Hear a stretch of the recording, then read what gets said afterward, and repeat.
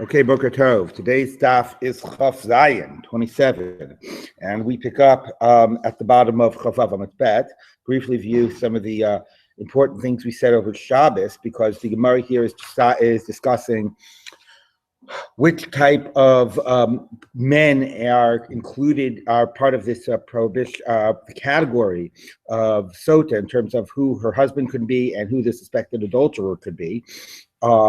And the theme that we saw yesterday over Shabbat, which is just so central, is the focuses on the zera, which appears a number of times. It says, "V'nikasa v'nizra al zara," she'll be cleansed and give forth a seed. It says, "V'shachavi shosah shichvat zera," a man slept with her, a sleeping of seed. And we pointed out at the time, the point of the Ramban, that a lot of the jealousy of the Sotah might be fueled by the man's deep-seated concern or anxiety over whether his wife not just is sleeping with another man, but is impregnated by another man, whether he'll be raising another man's children, and hence the emphasis on zera.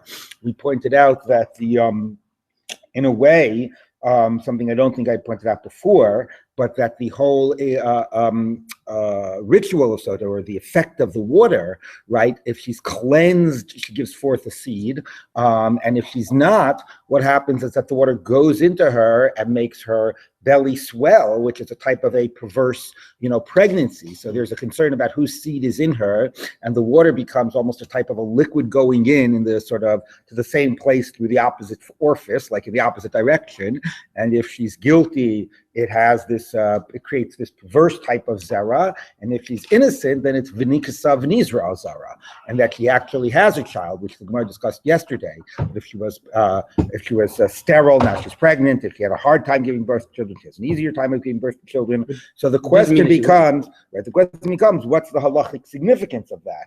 So interestingly, on the one hand, we found out that even if a woman is akara or zakena, sterile, she still could be in the parsha of Sotah, even though there would be no chance she would be pregnant. The only question was an islandess who was more seen as categorically excluded, and even that was debated. On the other hand, even if that's so, not on the other. Similarly, meaning what we wind up doing is again and again and again, we sort of bracket the significance of zera, even though it's very dominant both in the words of the psukim and as I've just described in the sort of experience or description of the power of the ritual or the effects of the water. So similarly, if the husband is not able to be mazriya, he's not able to ejaculate, nevertheless, that doesn't affect it. So there's no, the seed is sort of clearly not going to be his seed or whatever. Maybe that makes it worse. I don't know. Maybe it makes it better. At least he knows it's not his child. Anyway, by the way, none of this assumes she's pregnant. I'm just saying that when she has suspected of committed adultery, there's that anxiety that's lying below it. So even if the man, the husband, can't have zera, we learned out. And now what we turned to yesterday, the Amud Bet of yesterday, was that even if the suspected adulterer can't have zera, shachuf, which is explained also as a man who is unable to be mazriya, to ejaculate, and so on. And nevertheless, we learn from the psukim that even though it says v'shachavi shosah shichvat zera, that even without that, he is.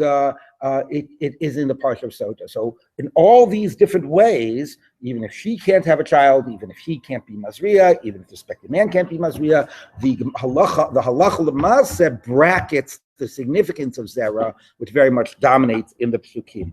So that's one series of things that we looked at yesterday. And then the other focus was, okay, but who is meant by being excluded by this word of min she'eino ish? And it goes through a couple of possibilities. It says it's not coming to exclude a man who can't be mazriya, again, connecting manhood with virility, because that person is included if she's suspected of sleeping with such a man.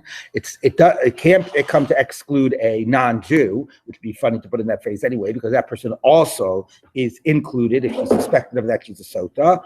And the final person, or not even person, whatever the final one who is in the category of Misha Eno Ish, which we ended with yesterday, was Behema. If he's suspected of actually an act of bestiality, even of course that would be a very serious sin, but it would not be that presumably that idea of this, kitiste ishto. She's seen as though doing some perverse act, but not necessarily of sort of betraying her husband, straying away from her husband, because it's not through a connection, a relationship with another human being. And the last point I'll say in this Chazara, and then Michael has a question, is interestingly, it never suggested, another point I made yesterday, it never suggested Nisha Eno Ish is a woman, and that is because for halacha's purposes, gay sex or sex between two women, let me just say it that way, sex between two women is not considered an act of sex. Halachically, the act of sex is always defined as a penis penetrating either the vagina or the anus. So therefore, that's why you can have a discussion about sex between two men, not a discussion, prohibition about sex between two men, but not about sex between two women, because halachically that's not defined actually as sex. So that doesn't become part of the suggestion. So ultimately what we're left with is behema here, because that actually can be, okay, it's not a human penis, but it still is defined as the act of sex. And one thing, final thing I should point out to this is that my colleague, Rabbi Shmuel Hertzfeld, showed me that there was some achron, I don't remember who it is, I don't remember the date, but anyway, who basically, maybe it was even, I don't know, anyway, who basically wanted to say that Misha Eno Ish also included like a shade, which is interesting, because it was a question about a woman whose husband was away, and then she was pregnant, and she said she had become impregnated by a shade. So with the fact that this Misha Eno Ish get her out of the problem, at least that was her claim, but it was a type of a claim that could only have been accepted in a society in which believed that it was possible, right? So in that type of place, well, okay, it's Eno Ish, and that's somehow a way of allowing her to continue to live with her husband. Yes. So just trying to understand, like in the normal case, assuming she's guilty as no zechut, she wouldn't explode, but she would just basically die. Well, that's not clear that she would. What do you mean? If she's guilty, her belly would swell. Whether that would lead immediately or over time to her death is never spelled out explicitly in the psukim, and not even clear in the Gemara. Right? If you remember, the Gemara said, "Get her out so she doesn't make the Ezra become tamei," but the Gemara explained that was about nida. So they didn't necessarily even think she would die according to the Gemara. Correct. Okay. And then in the case of, we said that you can make a sotah, a man who cannot have kids, a sterile man, can go through the whole process with his wife, and she has to drink. Then if she's innocent, what would be her racha? She can't have kids from him anyway. Well, that's a good question. Yeah, I don't know. Maybe he'd be blessed. That'd be bizarre. I don't know. That's a good question. Yeah. Okay. So let's pick up now with our answer about behema. So it's almost exactly opposite where the Tosafos says limute. I guess about 25 lines from the bottom. So we got a little bit of amount to cover today. The ela limute mai. So what is Eno Ish coming to exclude? What type of cases that she's suspected of? With whom would she be suspected of that's Eno Ish that would not make her Sotah? If she's suspected of an act of bestiality, I guess the kinoi would also have to be. I don't want to see you going in private with that behema. I don't know. Anyway, the ain's dus behema, because that's not considered fornication, which again does not mean it's not a prohibition, right? It's chayav misa, an act of bestiality, but it's not in the category of zunus. It's not normal sexuality, and it's not a normal type of an act. That is, she's mizaneh, she cheats on her husband. It would not be seen in the same way. Amalei Rabbi mifarzika mifarzkaya Rav Ashi. Where do you know that this is not considered to be an act of zunus? Whatever this is a bizarre act, but it's not an act of zunus. Okay. So Tichsif, thank you so much. Do not be an esnan zonah, a gift that was given to a prostitute. So if a person paid a prostitute with a sheep, then that sheep cannot be used as a korban. And mechir kelev is if a sheep was exchanged for a dog, it can't be used as a korban. Although scholars say that mechir kelev might refer to actually the money paid to a male prostitute, and it might be a euphemism. But that's not the Gemara's point right now. Betanya esnan kelev mechir zona. However, if it was money given for sleeping with a dog, or it was a money exchanged with a zona, which is a little funny. How do you buy a zona with money? So Rashi sort of said, talking about selling, for example, a slave woman for the purpose of zinus. In those cases, mutarim, they're not prohibited in the base of mikdash. Shenemer gam shenehem, the two of them. Shnayim velo arba, only those two. So since there is no concept of esnan kelev, money paid for sleeping with a dog, it's not labeled as sort of a money paid for sex. So you see that it's not considered to be zinus. It's obviously a prohibited act, but it is not considered in the same category of like sexual sin in the same way, right? Interesting question. For example, what exactly does it mean it's not zinus? What halacha is zinus, right? So for our case, the question would be whether that makes it considered like a betrayal of the husband, right? Nobody's saying you're not chayav misa for it, okay? But to say there's not a concept of esnan kelev means what? That it's not considered, that has nothing to do with a husband. It's money paid for a prostitute or whatever. So what does that have to do? That means that it's not considered some type of a sexual act. It's some weird act, but it's not a sexual act. What about, is it yehag val yavor? Is it in the Gilui Arayas category, right? So what exactly is the meaning that it's not zinus? What's the halachic meaning of that is not fully spelled out. Well, is it? I think that's debated. Okay, so the Gemara says like this: the ela shechvat zera lamali. So if shechvat zera is not coming to exclude a man who cannot be mazriya, suspected of a man who's unable to be mazriya, is still in the category. What is its purpose, right? I mean, it factors so centrally, and we've basically completely bracketed it halachically. So what's its significance? So mibayle lichedetanya, what we're talking about brisa. Shechvat zera prat ledavar acher. Oh, that's coming to exclude a different thing. That was helpful. My davar acher. What's this other thing? Amar sheishes prat l'shekina la shelo kedarka. Let's say he said, I don't want you to have you sleep with this man through an act of anal sex. Okay, so in that case, and that's what she was suspected of. So that wouldn't be shechvat zera, because so what we're saying is the man doesn't have to be able to be a zriya, but it has to be vaginal sex, a type of a physical act that under other circumstances could lead to pregnancy, as opposed to an act of sex, which is normally in all other areas of halakha defined as sex, anal sex, but it's not an act that could ever lead to pregnancy. That somehow is an excluded act of sex. Yes. I mean, it's seclusion. Right, exactly. For one kind of sex. So apparently what we are learning is that the kinoi could be not just don't go into seclusion with him, but I don't want, I mean, if you look at Rashi, I agree. Normal kinois don't go into seclusion, but if you look at Rashi, Rashi says, Al tistri, first wide line at the bottom, Al tistri imo lihi ba'el shelo kedar. But if he had not said that, I don't want to see you go in seclusion for the purpose of having anal sex. But he could have just made it more broadly and covered her, right? Right. I don't know. Let's say, who knows? Let's say some other case where it was impossible for her to have vaginal sex. So the only thing she was suspected of. What? Yes, right. Anyway, let's try to imagine that. If that was the only possible act, okay. Now the importance of that would still be that the only basis of excluding that, because halachically that's an act of sex, the only basis of excluding that we still think that shechvat zera is significant. So somehow still in a broader categorical way rather than in a very specific case, but nevertheless, it still is playing a role. Let's see if the Gemara accepts it, which it does not. So Amalei Rava, so Rava said, Shelo Kedarka, what? That type of sex? Mishkele Ishaksi, the sleepings of a woman, and that teaches us that there are two types of acts that are defined as sex, vaginal and anal. So therefore, he says there is no way that it would be excluded. So what's playing out in the Gemara is, can we have this idea of shechvat zera to have any real, role here? At the end of the day, we're saying that's really irrelevant. And since it's defined as an act of sex and it's an act of adultery and so on, we're going to completely bracket the significance of shechvat zera, even to limit us to act of sex A rather than B. No, it can't play any role, since halachically those are the same from the perspective of adultery. They're going to be the same from the perspective of the parsha of Sotah. Again, sort of, marginalizing the idea that the concern of another man's seed is at all relevant. So the Gemara says, what? Ella, what was that question?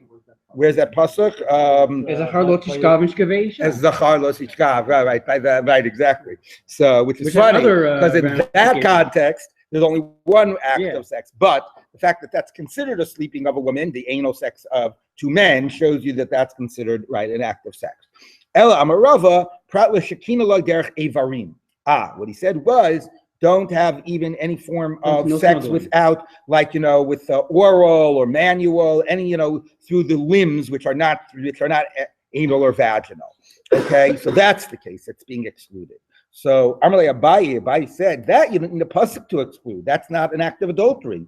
Pritzusa ba'almahi. That's just an act of what is sexual looseness. What?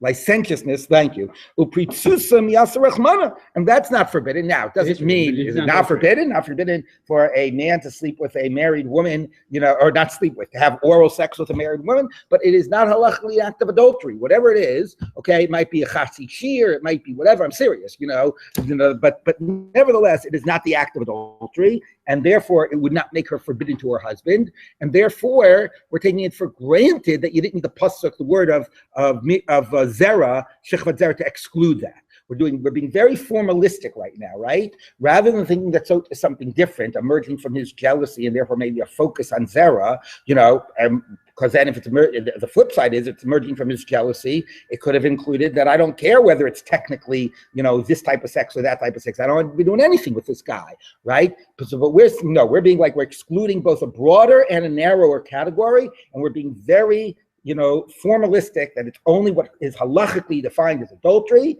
Anything that's either broader than that or narrower than that is not the discussion. So therefore, it doesn't matter. Why should you need a pasuk? That's not technically an act of adultery. Elam Arbaye prat l'shekinula b'neshika.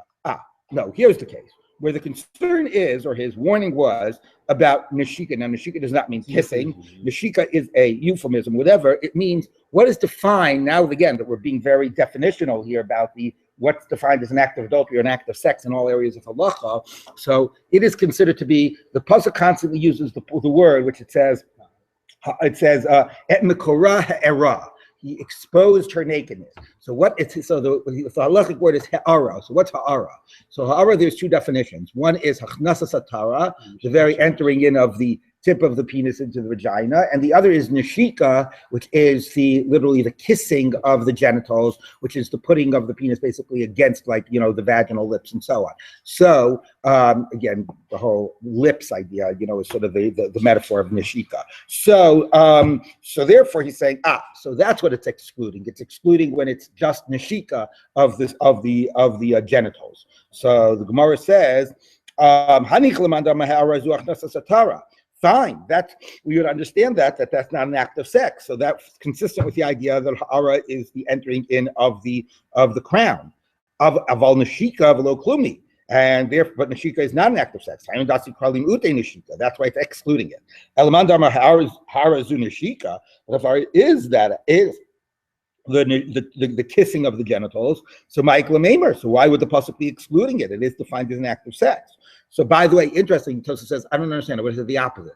I would have said, if normally it is considered an act of sex, then you could understand why the pasuk needed to exclude it. Whereas if it's not normally an act of sex, then why did the pasuk need to exclude it? It was already excluded. But again, what the Gemara is being completely consistent about is its refusal to think that Sotah is any different than any other time, any other way in which we would define the act of sex or act of adultery. So there's no way in which the parameters of his jealousy or whatever would be broader or narrower than what the actual act of adultery is defined of in all other areas. So completely, again, this really everything gets back to that first mission, the discussion on the first daf, which is, how much is this about his jealousy and how much is this about an objective, sort of based in concern that he committed adultery, right? And the fact that the Gemara here is completely refusing to make it about zera, to make it broader, to make it narrower, to make it about any type of thing he might be concerned about, and completely saying we have to apply the class categories, is taking his subjectivity completely out of it. But let's see what the final answer is. Such a rich stuff here right now. So the Gemara says, Michael, so the Gemara says, La'olam l'shekino l'dar chevar. Back to what we said before. He's not concerned that she's actually having intercourse, but other forms like, anal or vaginal, but other forms of sex or sexual activity. Now it goes exactly to that. This is exactly why I needed Shechvat Zera to exclude it, because I might have said, not what Rabbi said, Pritzusa ba'alma. Fine, Pritzusa ba'alma, but this is reasonably thought that this type of jealousy is included because he doesn't like it and it's a form of sexual activity. So even if it's not technically adultery, maybe he's entitled. But faded the Baal Mill, so maybe he's entitled to be jealous about this. With a Hakakap, the Baal Hakakap, and here he's angry about this. Kamash Milan, that doesn't matter. That even if he's jealous, if it's not actually an act of adultery, Shechvat Zera tells us it's not included. So at the end of the day, what Shechvat Zera wound up telling us is not, again, like the Ramban said, that there's a special role here of his anxiety around another man's seed, and it's not telling us that it's, and it's not, and therefore we would exclude cases where the other man couldn't be Mazri, or she couldn't have children or whatever. And at the other hand, it's also not telling us, what it is telling us is to exclude cases where he's concerned even beyond normal acts of sex. So at the end of the day, Shechvat Zera winds up where we sort of, once the dust settles, we wind up saying that Sotah is no different than the only things that fall into Sotah are things that in the rest of the Torah fall within the narrow definition of adultery. Not broader, not narrower, exactly that narrow definition. So if you can't be Mazri, it doesn't matter, it's still an act of sex. And if it's things that aren't an act of sex, it doesn't matter because it's not adultery, it's only things that are defined as adultery, which by the way, gets back, I'll just remind people that the whole central issue here around Zera played out, I mentioned this before, but it's worth re-mentioning, in the debate between Rav Moshe and the Tzitz Eliezer about the permissibility of artificial insemination using another man's semen. So Rav Moshe said, it's fine, it's able to do Puravu, whatever, you're able to have children. And the Tzitz Eliezer said, no, it's kimat, it's like adultery, and the children are kimat and mamzerim, because basically Rav Moshe said, what do you mean? Like one another. I'm reconstructing this. Like the Gemara reconstructs debates that never happened. Anyway, so Moshe says there's no act of sex, there's no mamzeris, there's no adultery without an act of sex. And Tzitz says no. The Ramban says Shechvat Zera, that a central part to the concern of adultery or the act of adultery is another man's zera. So even if it's without an act of sex, and that would even be related to the idea of mamzeris. So Moshe basically said, that's such a treif, non-Jewish idea. So he says, I only paskin based on values that are from within the Torah. I don't know about people that get these values from outside of the Torah. It's very bizarre. What do you mean outside of the Torah? I mean, it says Shechvat Zera. The Ramban says that's what's going on. But what Moshe might have been saying is, it's all very nice, but since when are we Karaites or Pashtanim? Halacha completely brackets the meaning of Shechvat Zera. We've just seen in our daf. It completely neutralized any meaning of Shechvat Zera. So that's why Rav Moshe is able to say, if all you have is Zera and you don't have sex, it's not relevant. Yeah. So which, on the other hand, then raises the bar for an executable offense of adultery so high that even you see them under the covers, maybe they weren't doing that. Okay, that's true. It's very hard to execute people. And then also, I mean, yes. Not that we want to get there, but in terms of what gay sex is considered, right? If it's these other things apparently are not sex. Right. That is true. At least for the Misa, whatever. Yeah. Amar Shmuel. Yisa Adam now. Here, it does get an interesting transition because, we've been talking very much within this formal category of who's a Sotah. But what about women that aren't technically a Sotah, but but there's still questions and suspicions, and what does it do to the marriage? So if you remember, about 2 dapim ago, we dealt with a case about a woman who's Overis Aldas, and whether that the husband is allowed to sort of forgo that, and they're continue to live together. Does it require him? Does she have to be warned? Does it require him to divorce her? So it's interesting when we're also dealing with related phenomenon that aren't technically Sotah. So similarly, we have a very interesting discussion right here. Amar Shmuel, Yisa Adam Duma, Ve'al Yisa Bat Duma. A man should more be prepared to marry a woman who is gossiped about and not her daughter. Okay, so there's a married woman. People are gossip about her that she's, she sleeps around, this and that. No, obviously no evidence, it's just gossip. And the question is, now she gets divorced or or is widowed. Okay, so would you be more prepared to marry such a woman or such a woman's daughter? Like most people aren't marrying her or her daughter because of the suspicions. You, Nebuch, are a guy that's having a hard time finding a wife. Okay, and so which of these two would be preferable, to marry? So Shmuel says. Meaning gossip? So Rashi says, if you look at Rashi. So people are making claims and talking, gossiping about her acts of adultery. Don't duma lashon kalsa v'dibur. Can I mean benida? Dumas ircha alsabach. the talking of your city has come out, has like gotten into you.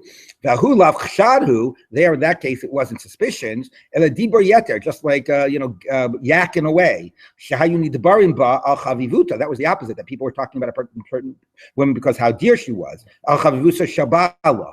The af kalsa lashen dibur yeserhu. Kalsa also means just excessive talk and chatter. Fikachu nefach lashen shavachu lashen gnai.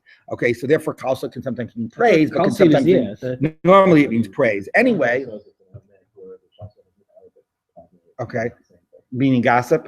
Okay, so anyway, so better to. Oh, really? Oh, interesting. Anyway, better to marry such a woman. Now, halachically, the point is that the mother, if she committed adultery, you're not the man suspected of having committed adultery with her, because then you would know. So basically, the point is that now the husband died, you want to marry her, so halachically she's not forbidden, right? Okay, so maybe she'll be, at most she did commit adultery and she's forbidden to her husband and to the other guy, right? Anyway, it's just gossip. But even if it's true, she's not forbidden to you. Okay, her daughter, on the other hand, might be a mamzeret. Okay, so which one of them is it better to marry? The woman with questionable character, okay, or fidelity. Now it's interesting. Rashi says the reason you don't want to marry such a woman, Rashi turns it very halachic. The reason you don't want to marry such a woman is the suspected adulteress is that then she'll commit adultery once you're married to her, and you won't know about it, and then you'll wind up being over because you'll be sleeping with her when she'll be usher to you. So it's like, I would think before you got to that, there'd be reasons why you wouldn't want to marry a woman who might commit adultery. Anyway, so the question is, so there's one which the woman is questionable character. I would say that that's the bigger concern than any halachic problem that will emerge. And the other is a questionable mamzera. So which one should you is better to marry? So Amar Shmuel, Yis Adam Duma, better to marry her, Val Yisabat Duma.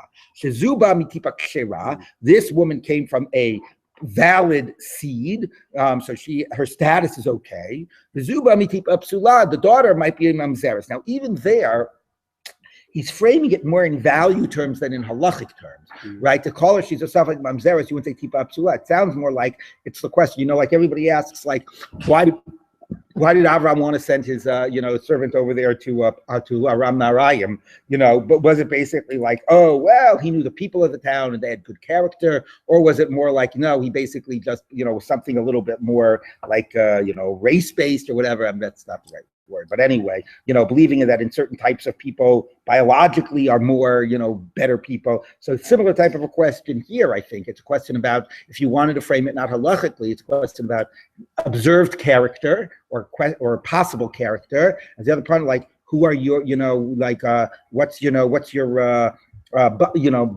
there's the word I'm looking for, which isn't race and isn't biology. But anyway, the question about, like the people, what? Yeah, no, like the attitude of people that don't like Gerim because they're not naturally born Jews, not because of any concern about, so it's I guess it's race anyway. What? Nativists, maybe. Anyway, maybe I'm trying to maybe look for a nicer word than race, but maybe that's it. Anyway, it's not exactly race here, but the point is that is character the problem, or somehow, metaphysically born of a treif union, is deeper metaphysical issue in the soul of this, child than the question of the character of the mother. So, I would have said it again, like character versus halachically mamzeres. But the phrase tipa psula seems to speak more about the nature of the soul will be corrupt because it came from such a union. Yeah, the Gemara spoke of mamzer as a panim. That's true. Okay, so anyway, he says better to marry the mother. Rashi, what does Rashi say? Well, I got to tell you, I didn't understand Rashi because Rashi says, right, Zubami biapsula. First of all, Rashi says, first of all, he doesn't say tipapsula, so he had a different girsa, number one, right? So tipapsula more emphasizes the, again, like the soul that was created through the conception. Right. So the other thing I don't understand about Rashi is Shema me'ovet kochavim u'mamzer. What does Rashi mean? Who cares if the man she slept with was a non-Jew or a mamzer? The child's a mamzer, right? So Rashi seems to say, no, the question is that the semen of the man who impregnated her might be problematic, right? What do you mean? I mean, maybe in a way Rashi is maybe that's actually an answer. I didn't understand Rashi. What do you mean? Maybe the child's if she slept with another man, the child's a mamzeres. So maybe again, that's the point. It's not just the halachic issue of the child being a mamzeres. The father might be somebody who you don't know, what the, who the father is, and the father might be somebody who's of a bad seed. So again, it's very interesting. It's not the question of halachic mamzeres versus character of the mother. It's character of the mother versus biology of the girl, and what that does to her character at a deep metaphysical level. Okay. So that's what Shmuel says. No, better to marry the daughter. There's no reason to suspect the daughter. She has a chazak of being sheira.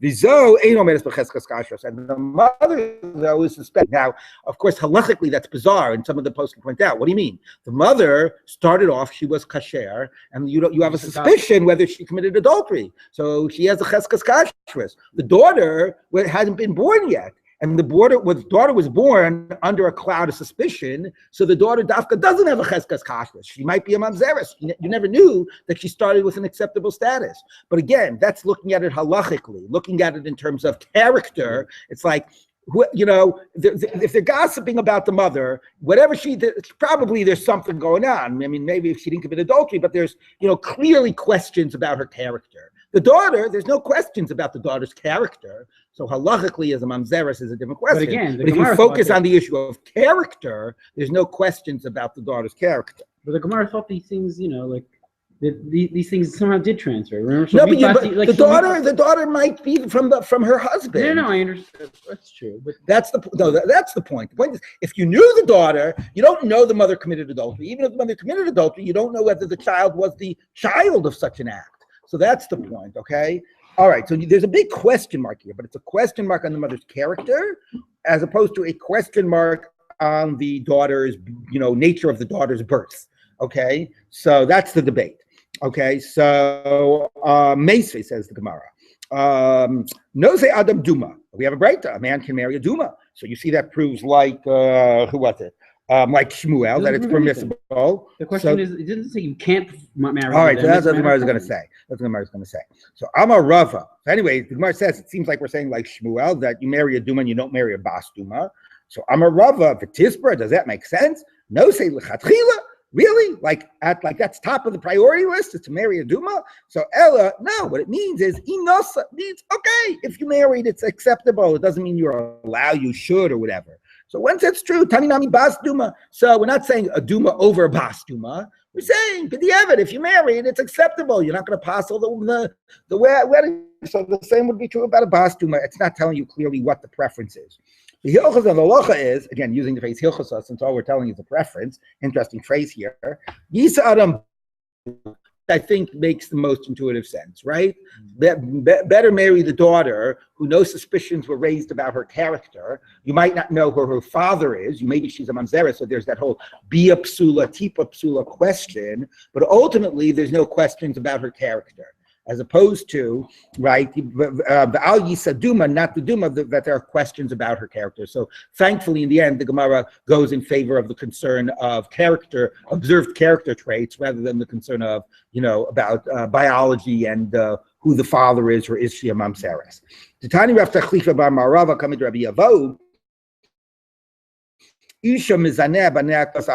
reason, not just what I said, but maybe now addressing the halachic issue, you don't have to be concerned that the daughter is a mamzer, because even when a woman commits adultery, we assume that, and we know that she's committed adultery, we assume that the children are ksherim, because most of the time she's still having sex with her husband, which is actually interesting, because sometimes if a woman is having an affair, she winds up having, or I don't know, man, whoever's having the affair, wind up having a lot less sex with their spouse. So, but the Gemara says, nevertheless, you sort of assume that even if that happened, it happened maybe a few times, it doesn't make you suspect whose child. I'm sorry, wait, if this is a married woman, children from an adulterous union or what? No, a woman committed adultery. You have no idea whose child she is bearing. You can assume it is the husband's child, okay? So now we seem to be shifting again from the question of character and to the halachic question. You can marry the daughter of a woman that's being gossiped about because you can assume that the child is not a mamzer.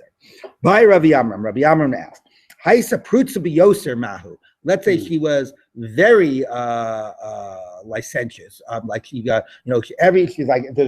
people are gossiping about her that she's always being seen with strange men, in hotels or whatever they are talking about. So what would you say there? How far would you say that you assume it's the husband's child? So now it becomes very interesting.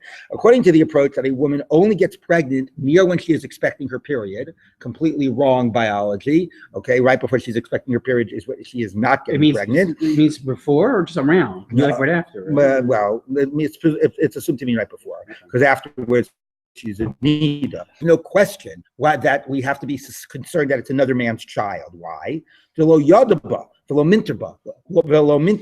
Because the husband doesn't know when exactly the date is that she'll have her period, which is interesting because all of Maseches Nida assumes that women have regular periods, but so he says, okay, but there are women who don't have regular periods, so he can't know for sure. So because he doesn't know for sure when she's going to have her period, he doesn't know for sure when she'll be fertile, and therefore he's not able to sort of basically make sure she doesn't leave the house. So this is very interesting. It assumes that the husband, sometimes the husband's completely oblivious and everybody else knows, but it assumes that the husband is aware of these suspicions, but what can he do? He can't control his wife. Okay, but minimally he'll make sure she doesn't like he's on top, like he's keeping his eye on her, during the period when she's fertile. That gets back to the issue of doesn't want to be having another man's child. Okay, so but if he doesn't know exactly when that period is, he can't control it. So we'd have to be concerned that if she's prutza bioter, it might be another man's child. What is our question? Which actually is the reality. A woman only gets pregnant near the time she goes to the mikvah, although that's certainly true now that a woman goes to the mikvah about 12 days after the onset of the period. Then it really is very, very close to going to the mikvah. According to the halacha of the Torah, according to the Torah, which was where it was 7 days after the onset, it wouldn't be so close to, but it still would be in the period around that. According to that, then the husband knows when his fertile period. What would we say? Since he knows that when she's going to be fertile, he's going to be watching her, at least for that period. Oh, dear, what do we say? Even the prutza biyoter low? No, because she's very prutza, she's very, again, I'm missing the right word here, licentious is the word that comes to me, but that's not, I don't think the exact right word. Anyway, he can't control her, even though he knows when this is happening and he's aware of what she's doing, She's just going to she'll walk out on him, he can't control her. So the Gemara says, we don't know. Okay, so this shifted from this question of, I think fascinating, going from this question of character, a woman who observed character, as opposed to the child, where there's no problematically observed character, but maybe you don't know who the father is, maybe she's a mamzeres, so, but not from a halachic standpoint, from a character standpoint. In that case, we say, no. The observed character is clearly the bigger problem. And from the halachic standpoint, though, at what stage do you start being concerned that a woman's children are not her own, when there's rumors, etc., or even if you know she committed adultery, at what stage does that raise questions about her children? That becomes a very interesting question. Just remind me, before we had discussions about Averet Adat, which is all right, maybe she's not covering her hair type of thing, right? And then he can keep her. But if she's already, like the subject of all his pitzut biotel, people say not just his regular pizza, but would he? So that is discussed. So no one came. Right. So that's discussed in Yevamos. How much concrete evidence is needed that she committed adultery? Right. You don't need the same evidence to execute her, but you do need something which is called like edei kiur. Okay, witnesses of unseemly actions. Right. How much evidence is needed to the point where it's no longer his discretion whether he can stay married or not, which is very relevant because there are cases where. It's funny, like it comes up in different Gemaras. At the end in Nedarim, we dealt with a case where a woman says she committed adultery, and the halacha is she's not believed, which actually is very, maybe she's trying to force a divorce, which is actually very helpful in dealing with a couple that wants to reconcile. And on the other hand, you've got cases where, I know cases about somebody who suspected his wife of committing adultery, and he hired a private eye, and the guy went and he got photographs and the whole thing, and then they decided they wanted to reconcile. So that was like a lot harder to deal with, right? Because there was like this concrete edei kiur. So even though nobody saw enough, the exact act enough that she could be executed based on, there was well, you see them going into a motel together and this and that. Like at what stage is it is that halachically they can't stay together? That's an important question. Yes. It's also shifted from the jealousy of the Sotah case. Now the husband's not jealous at all. It's just a question of No, the husband divorced her. This is another, or he died. This is now another guy. Oh, you mean in the last case, he might be jealous, but he, There's nothing about Sotah here in it. right. The early cases was that the woman who had been suspected of committing adultery was now free. Maybe his husband either died or divorced her, and the question is somebody else wants to marry her. But in this case, at the end, about the status of the daughter, you've got a woman who the husband knows is cheating on him, and there's very little he's able to do about it. Right? No raising jealousy. Yeah, I know. You're right. It's like interesting to present that other phenomenon, right? One wonders why he doesn't divorce her, because he could divorce her here without a ksuva, All right. The Elusha based in the following are the ones that based in can, be makana on their behalf. So Tanor Banan, Ish, it says, Ish kiti stage go. Matam ish, why did it say a double language of Ish? The Rabbos, Eshes Cheresh, Eshes Shota, Eshes Shiamum, to include the wife of a person who is not of sound mind, or cheresh, a deaf mute, not seen as being capable. In these cases, he's just not present. He's either overseas or he's in prison. He's not physically present. Based in can step in and do kinoi on behalf of their husbands in order that they'll lose their ksuva when their husbands come back. So the Gemara says, maybe Basin can even go through and make them drink the waters. And doesn't say ish. So no, it has to be the husband that brings her. No, the Basin can't make her drink. But the husband, if he ever gets better or returns, he can make her drink on the force of the Basin's kinoi. So apparently, you can still not do it based on a shliach, right? If I can say, listen, you're a good friend of mine. I'm suspecting my wife. I'm going to be in prison. Keep an eye on her, and if you see something unseemly.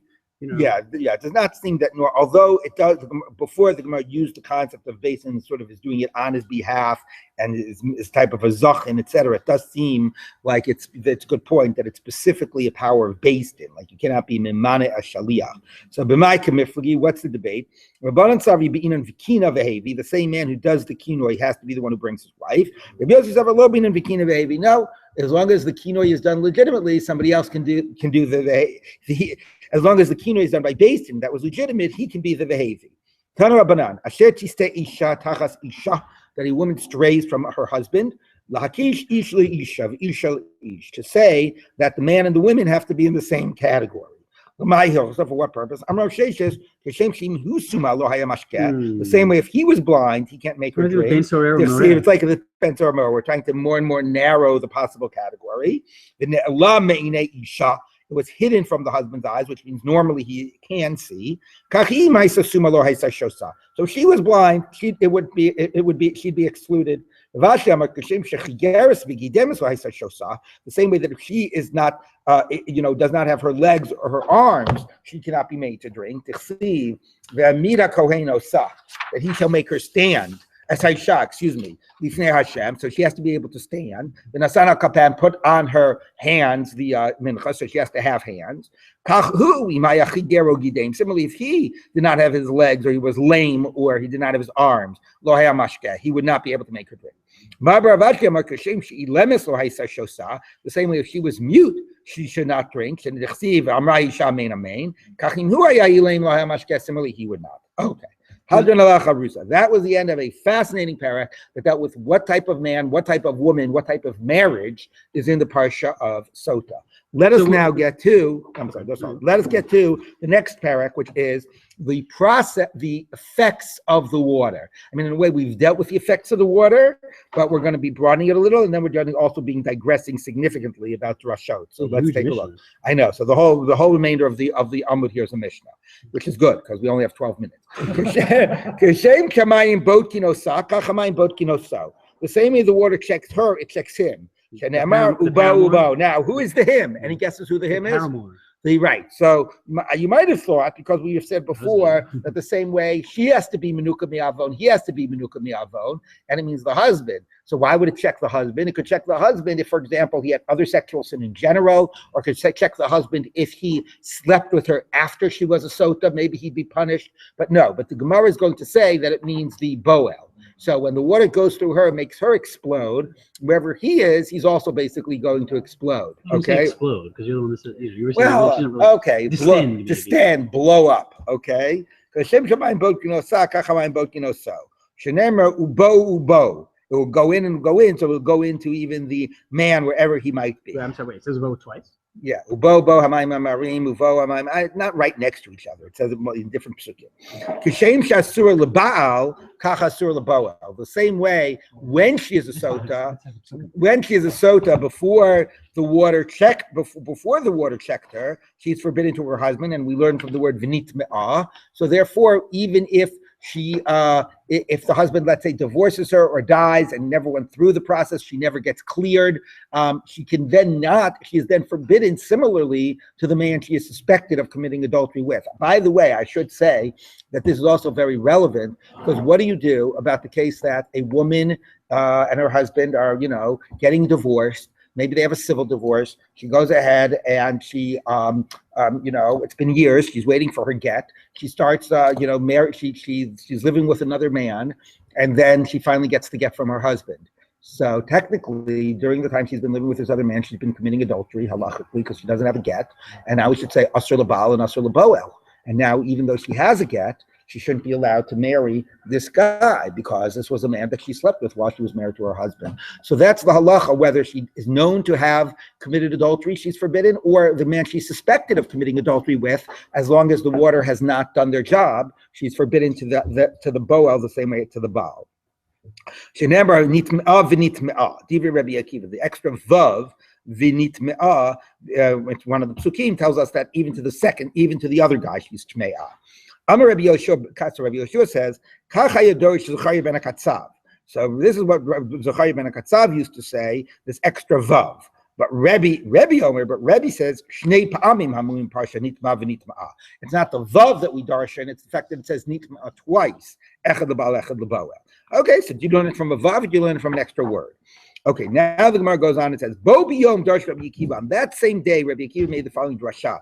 Now Rashi points out that the Gemara in Brachos says whenever it says Bo bayom, it's when Rabbi Eliezer ben Azariah was made the Rosh Yeshiva over Rabbi Gamliel, and he basically opened up the base medrash. Rabbi Gamliel was very much of an elitist, and he said only somebody who is tocho kibaro, somebody who we know is totally pure on the inside and the outside. And the Gemara, well, let's read it in Rashi. Rashi points, the Gemara says it better than I can.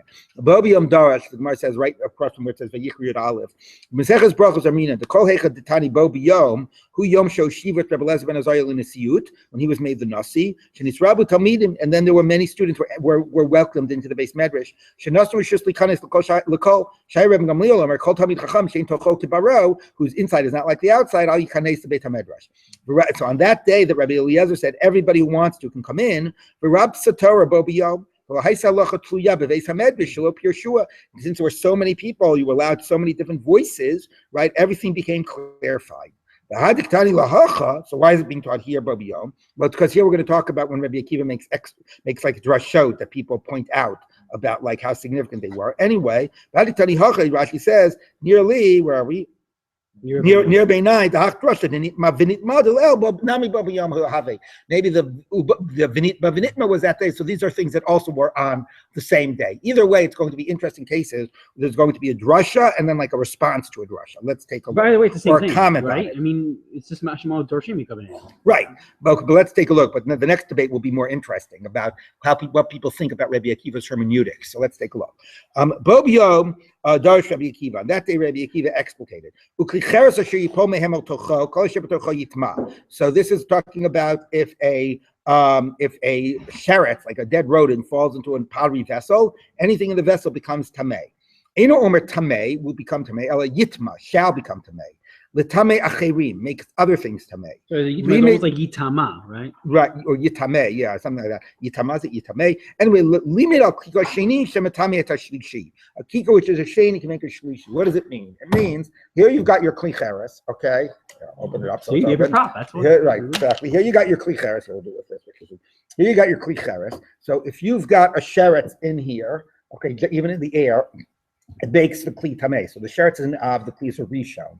Anything else in the kli gets tuma from the kli. So if the kli is a rishon, the thing that gets tuma is a sheni. That's why it's only by food. We call it ocha. Remember, only food can be a sheni. Okay, so that's how we learn that food becomes a sheni. Now, Rabbi Akiva says, but it doesn't say the food becomes tamei. It says yitma shall become tamei, but he's reading as yitama, can now make other things tamei. So you see that the kikar, which is a sheni, can make something else into a shlishi. So this is Rabbi Akiva's drasha that actually the real halacha is the halacha truma can be a shlishi. But Rabbi Akiva is learning from this that anything can be a shlishi. The food becomes a sheni to make other things into a shlishi. Okay. Amar Rabbi Yeshua says, Migla afer meinecha Rabbi Yochanan ben Zakkai. Who will remove the dust from your eyes? Rabbi Yochanan ben Zakkai.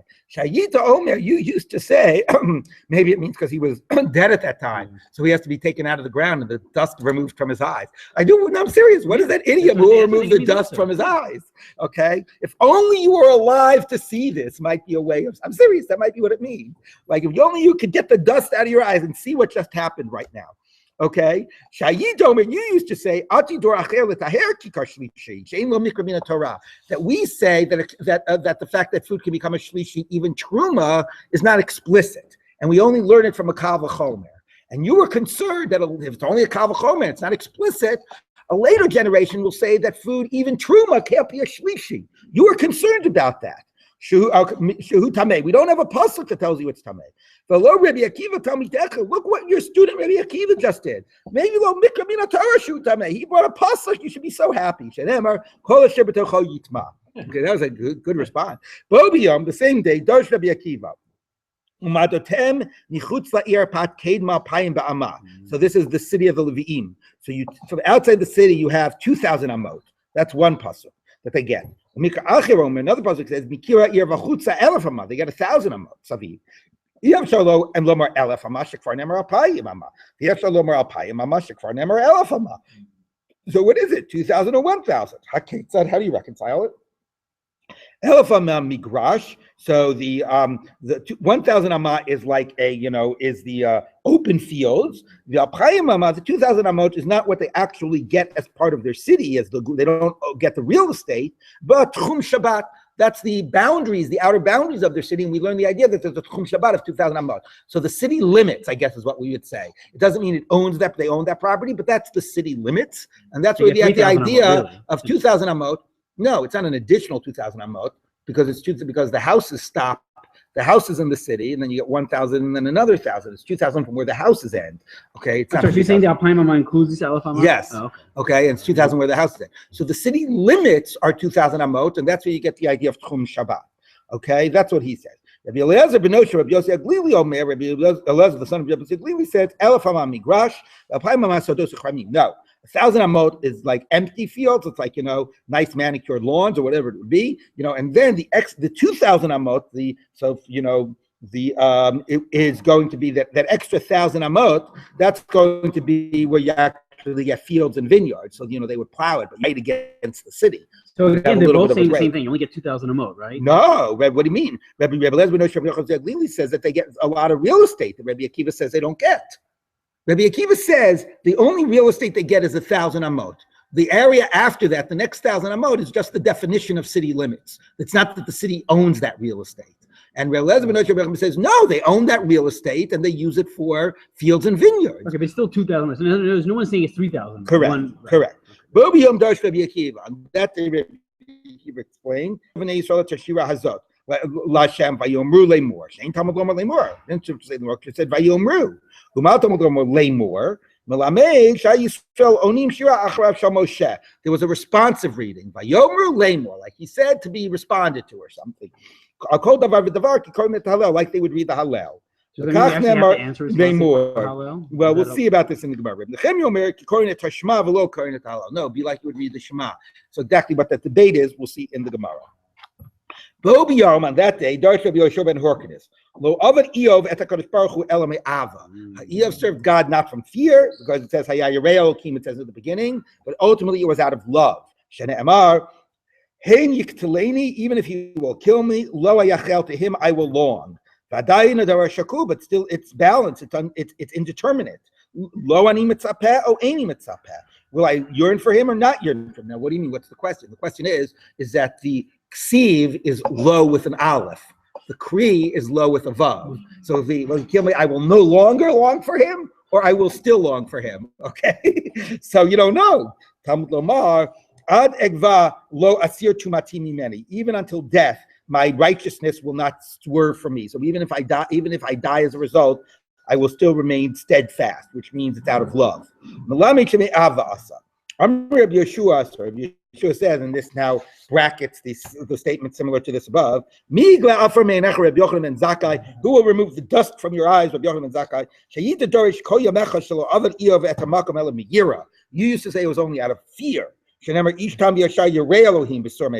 Hello, Yoshua, Yoshua, your students, Rabbi Akiva's student, your grand student, he learned that he did So it that's a out good thing, of meaning love. that, you should be still zocha to see this? Yeah. Even though he disagreed with you. Right, that's a good point. Okay, to be continued tomorrow. I also want to pick up tomorrow. I want to look quickly at the Tosfos, who quotes some interesting Yerushalmis about this Mayan boat,